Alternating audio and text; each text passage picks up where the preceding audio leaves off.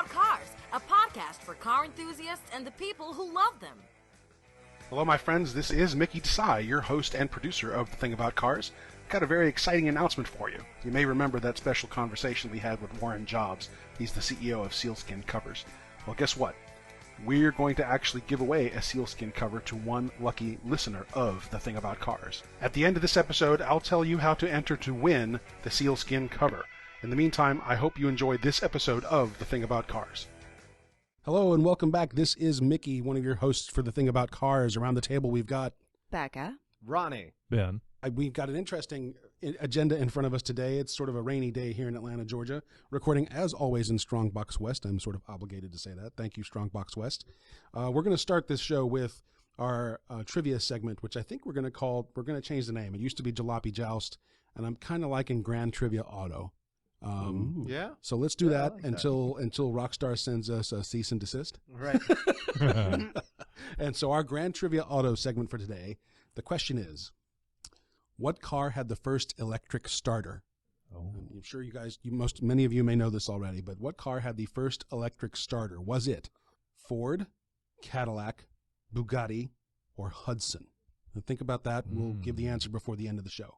So was it Ford, Cadillac, Bugatti, or Hudson? Got it? Got it. All right.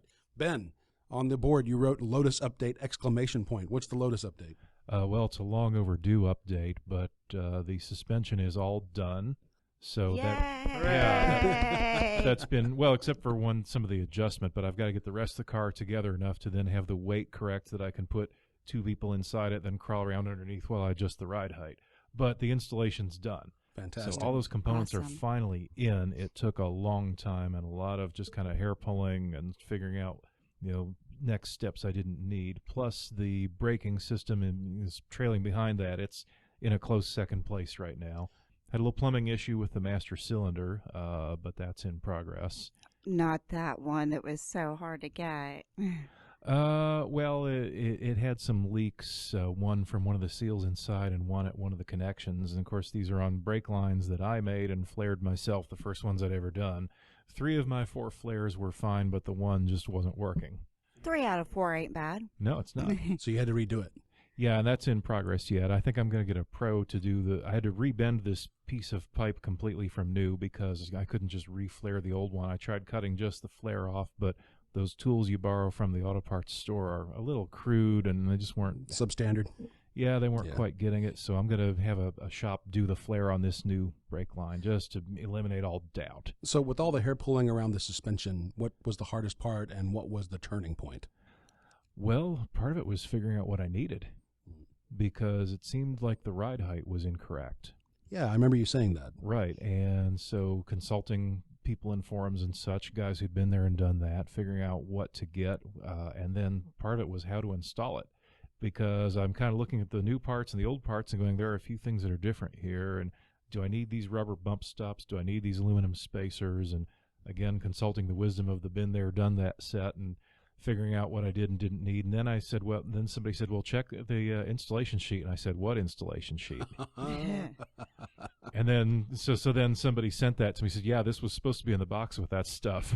Right. He bought from them too. And then, just kind of dealing with the springs. That's an area where amateurs can get in trouble quickly because of the force in springs. Right. So what ended up being the correction for the ride height? I've got an adjustable ride height suspension now. Okay. So Yeah, is it a ground control kit? I have no idea what that is. Oh, okay, never mind then. No, For that era of Lotus, I guess, maybe. But basically just coilovers that have threads Right. with collars that the springs sit on. Well, ground control is a manufacturer. Usually they Oh. have slip-on style coilover setups. Never heard of them. This came from a company in Britain called Tony Thompson Racing.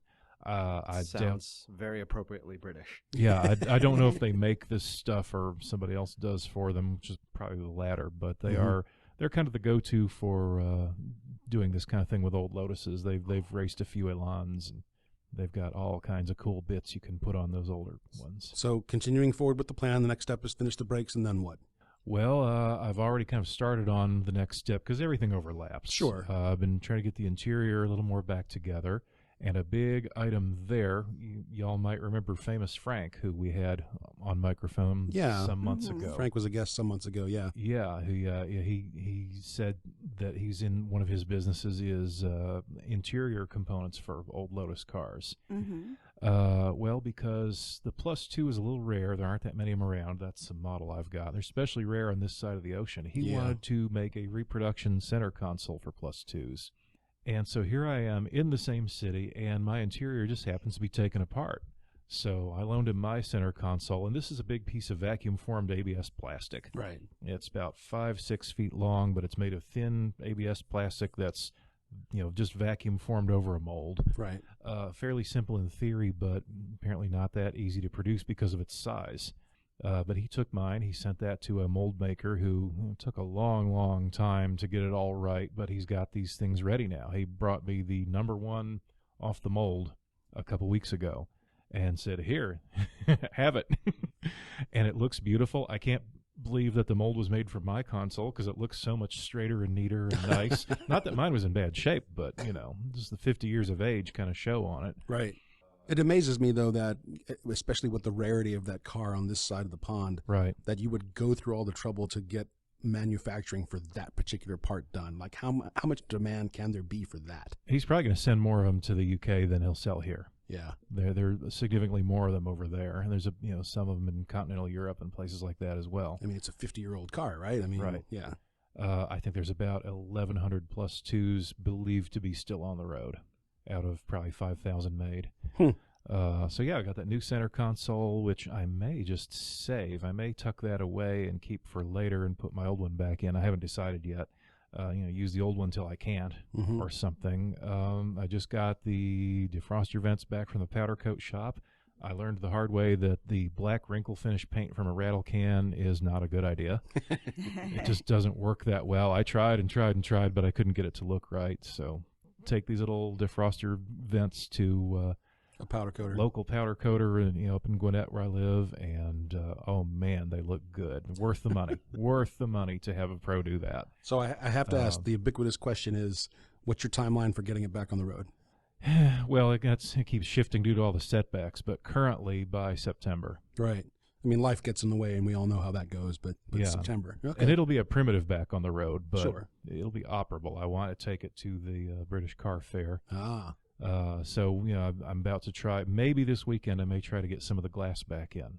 All right, very cool. Yeah. Holler if you need some help. Absolutely. I promise not to drop and break anything. But there's some other news from Lotus.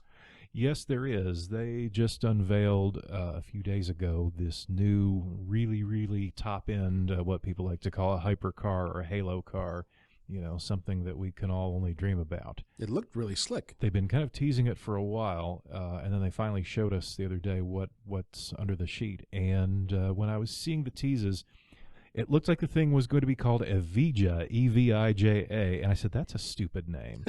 And it keeps in with the tradition they've been running since the 50s of giving their cars names that start with E, but apparently it's pronounced Evija. Evija.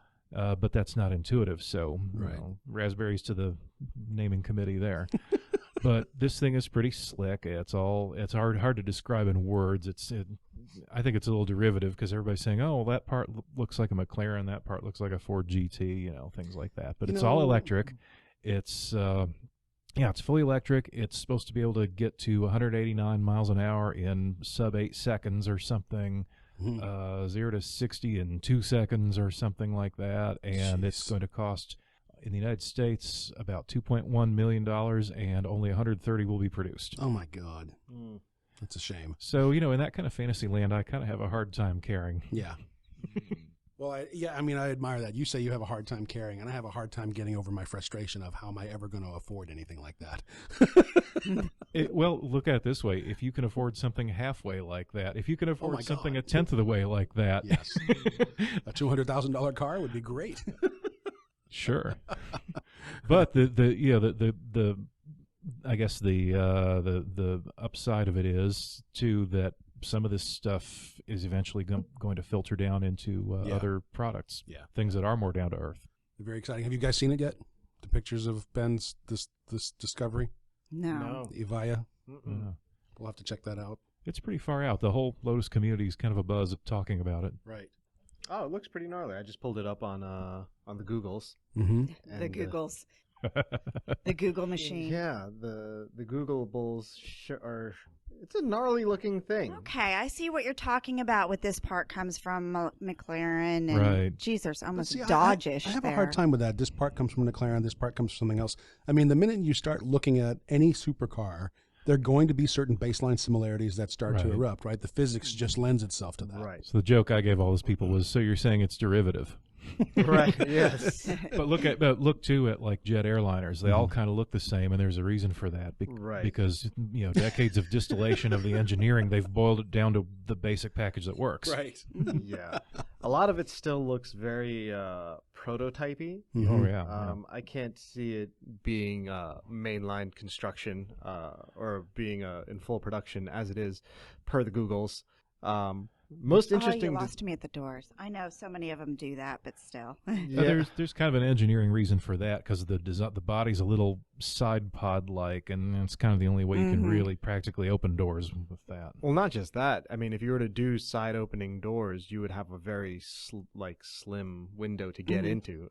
Yeah. Not including the window. I'd say the most interesting. Oh, the green one's cute. Yeah. Well, I don't know if that's it. No, I don't think I that's that's like I think that's a 3D render of a prototype.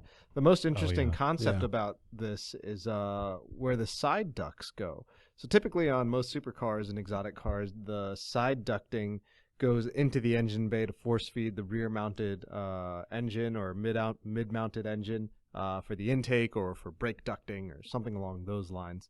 Or sometimes there's radiators in there, intercoolers for turbo vehicles. The ducting that's right behind the doors on this one goes straight through and over the body, kind of on the Mercedes Biome prototype, if anyone's familiar with that. Air channels through the duct and then just over what appears to be a fiberglass fender. And then the air shoots in between the taillight.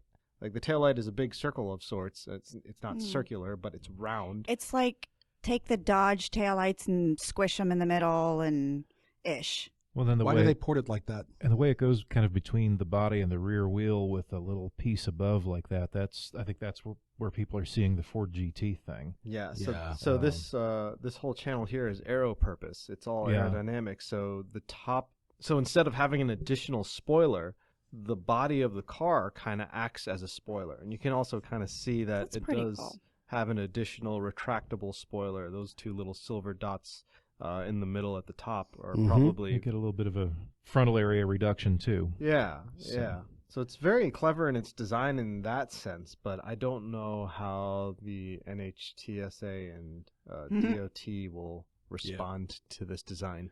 And that's probably not the real final one either, though. So Yeah. we'll see. It'll be a while before we see one on the street here. Right. It's not bad. It's not bad. The sides would take a while for me to get used to, but other than that, it's cute. Well, I'm excited to see Lotus is still in the game producing stuff like this. I wonder if this is a result of the Geely Absolutely. influx. Yep. Yeah, the amount of money coming in, makes things possible. Yep. If you don't have any money, you can't do much. Well, can anybody come into the market these days and bootstrap their way into success with something like automobile production? I mean, Well, you could be like DeLorean and just sell drugs, just don't get caught. Speaking of which, no, I'm not going to sell any drugs. No. Yet. Never going to happen. So, what else do we have on the board? Beka, you got anything? I know I was kind of tinkering around with the notion of asking for input on, I don't know, just little modifications for the Jeep to pep it up a little bit. I know there's concepts that work on just about any vehicle, but I don't know. I didn't know if You anybody... want to make it faster? It's a Jeep. I course. mean, it's... Well, exactly. Right. Exactly. And Eric always yells at me about this. I drive everything like it's a Mustang. That poor Jeep. And actually, though, I have to give big kudos to it. It's putting up with my BS. It's a Liberty, right? It's a Liberty. All right. 2012? Wow, I just had a brain fart on my own car. It's an 07. 07. It's a KJ. Right. So yeah, something I need to do. I would love to do adjustable ride height so that there's off-road and on-road. But yeah, I would love to pep it up a little bit. I will say about off-road suspension, or not off-road suspension, but adjustable suspension isn't as easily adjustable as... No, I know that. And Yeah. and the stupid thing that's crossed my brain, remember the old cars that they had the hydraulic and they could make them bounce Oh, up yeah. and down? That's still a big thing out in Huge California. lowriders, yeah. Yeah. Right, but use some system. Ish. You I could mean, put it is on there- bags. You could put it on bags Yeah. and have a hydraulic Oh, yeah. leveling system, yeah. Well, Yeah. somebody out there has got to have Mhm. already thought of that, I'm assuming.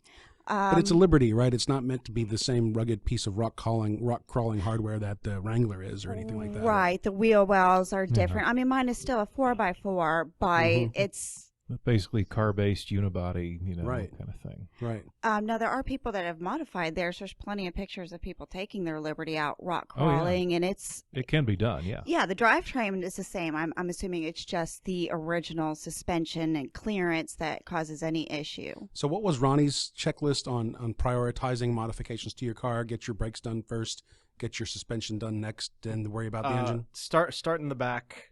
Start at the lowest point possible. Work your way up and forward. Brakes first, handling second, power third. Actually, chassis in general. It kind of ties in with suspension third. Power is last. Well, I don't think I really need to upgrade the braking system. It's not like I'm actually going to drop a Mustang engine in there Mhm. for my upgrade. I think it's fully capable of handling any added pep to it. Mm-hmm. As far as the suspension, I'm not entirely sure what's available out there. I'm not or- either. I just think you should put it on bags and put like big booming bass subwoofer in the back and No, yeah, no. Oh my some gosh. neon lights all the way around. Yeah. Have like the bazooka subwoofers just blasting out the rear windows. Well, actually, a lot of Jeeps are doing the underlight, but they're rock lights. Mm. So when you go rock crawling in the Yeah. dark, Yes.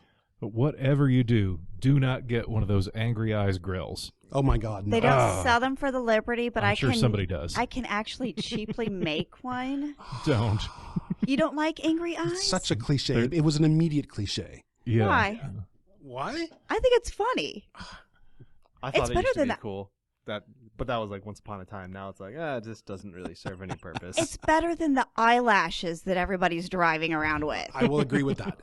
I'll Those agree things with it, drive but me nuts. I kind of feel like that's two sides of the same coin. And once like you really think about it, it's like, do you wear blue or do you wear pink? Or do you have angry eyes or do you have eyelashes? I'm violating my own rule here. My own rule is never judge anyone else for their sense of style. Right. Because Yeah. they may do something to their car that makes me go, why would you do that to a perfectly good car? Mm.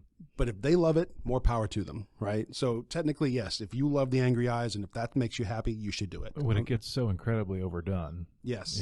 yeah, that's it's kind of like a few years ago. Every trucker out there had the Tasmanian devil teeth grill cover on his rig. Right. I was like, come on, really?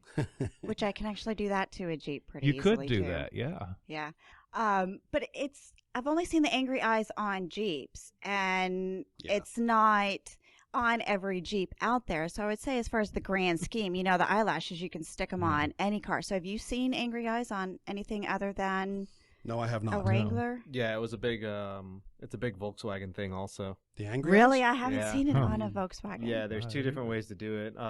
Actually, 350Zs do it as well. 350Zs have like just an insert that you can tape onto the headlights. Mhm. But the Volkswagen community, they have different hoods that mold over to the headlights. So you pop open the hood and headlights look normal. Close it, and all of a sudden it's angry.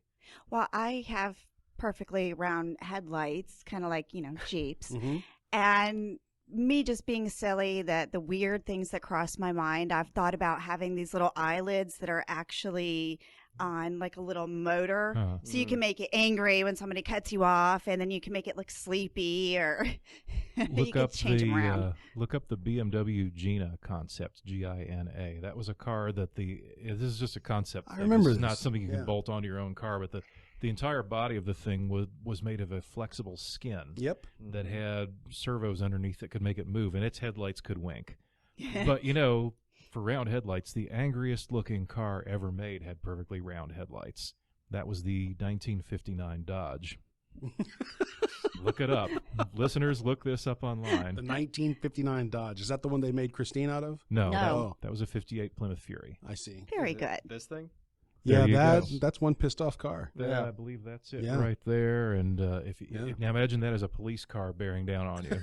Yeah, I mean, it's got like built-in angry eyebrows. I see what you mean Yep. by. I don't know. It looks like Bender almost, though. Bender For anybody who watches Futurama. Yeah. Bender is an angry car. All right, we're running out of time. Shall we do our grand auto Oh, trivia, yes. grand trivia auto Yeah. segment? Yes, Wrap that up yes. and call it a day? Sure. Great. All right. So the question was, what car had the first electric starter? Was it the Hudson, a Bugatti, Cadillac, or Ford? Well, Anybody? Ford hasn't been first to do anything since the Right. assembly line. I'm just saying. Yeah, that's true. I think that's true. I just am not a big GM fan after my experience. Hudson seems both out of place and not. Mm-hmm. But Bugatti, because you know how I feel about the word Bugatti. Bugatti. Ronnie, what's Bugatti. your guess? If I had to guess, this was probably, well, of course it's mid-1900s invention. I'm going to try and give it to Cadillac. Okay. I don't know why. I honestly, I'm horrible at this trivia, so. giving props to it. Well, I think I'm leaning towards Hudson. You're leaning towards Hudson? I think. I kind of am Final answer, too. Becca? Final Yes, Hudson. Hudson? Yeah, I'm leaning that way as well. I'm definitely ruling Ford out because I remember reading about this. You Mhm. know, it was one of these things that Henry Ford kind of resisted, along with safety glass and other things that the Chevy already had. Right.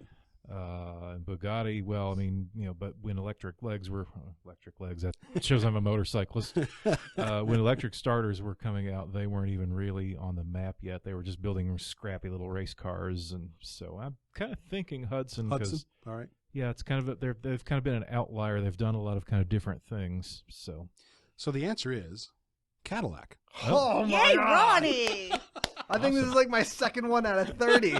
Holy smokes. Ronnie got it. So here's the answer. It's kind of a longish answer. Bear with me here. And this is via David Burnell, who wrote it up on some blog site, I think. Until Charles Kettering invented the electric starter, you could die starting a car. In early 1908, a woman stalled her Cadillac in Detroit, Michigan. She did not have enough strength to crank the engine to restart it. A passing motorist offered to help. His name was Byron Carter, and he just happened to be a friend of Cadillac founder Henry Leland. So Carter cranked that Cadillac's motor. It backfired. The crank hit him in the face, breaking his jaw.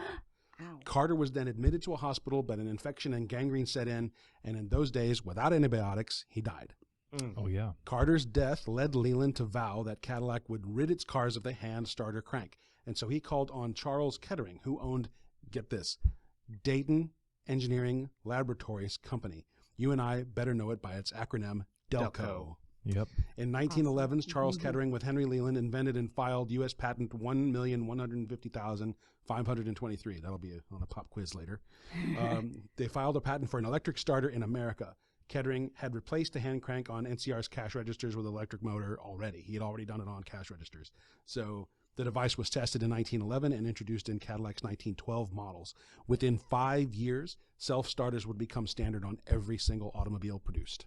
And to give Wow. you some idea how ready the market was for this, remember I mentioned that Henry Ford had resisted such innovations.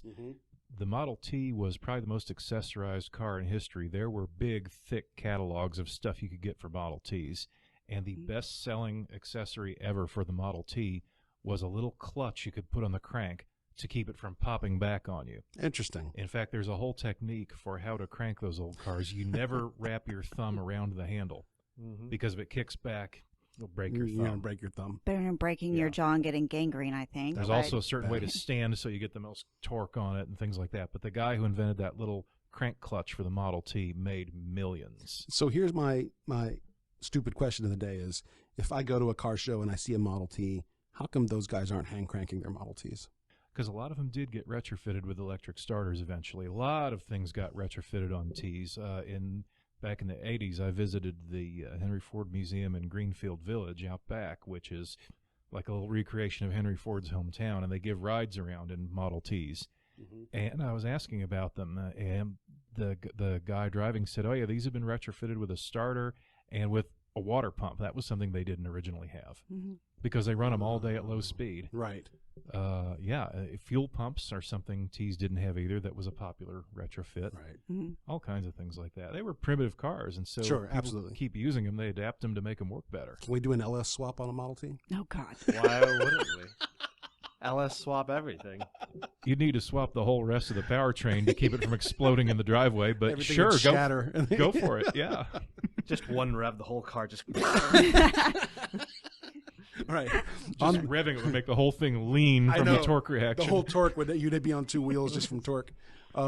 So that's it for today's episode of The Thing About Cars. Thank you to our listeners for listening to us and for supporting us on Patreon, where we're working on putting up some interesting reward levels for you. And if you have a suggestion for us or think we should do the Patreon thing a little differently, please give us a buzz on our Facebook page at The Thing About Cars or our website, thethingaboutcars.com. As always, we love you guys, and we'll look forward to joining you again in about a week. Bye. All right, so this is how you win the sealskin cover, courtesy of the Sealskin Covers Company. Go to the Thing About Cars website. That's thethingaboutcars.com. There you should find a link to a blog post entitled, "We're Giving Away a Sealskin Cover." There you'll find a link to a form which you can use to enter. It doesn't matter what you drive or where you live. All you have to do is give us a name and a valid email address via that form. And while you're at it, we always appreciate your feedback about the show. One lucky listener will be selected at random to win their very own sealskin cover, courtesy of Warren Jobs and the Sealskin Covers Company. Thanks as always for being a part of the Thing About Cars family. We'll see you soon. Thank you for listening. This has been The Thing About Cars. We'll see you on the road.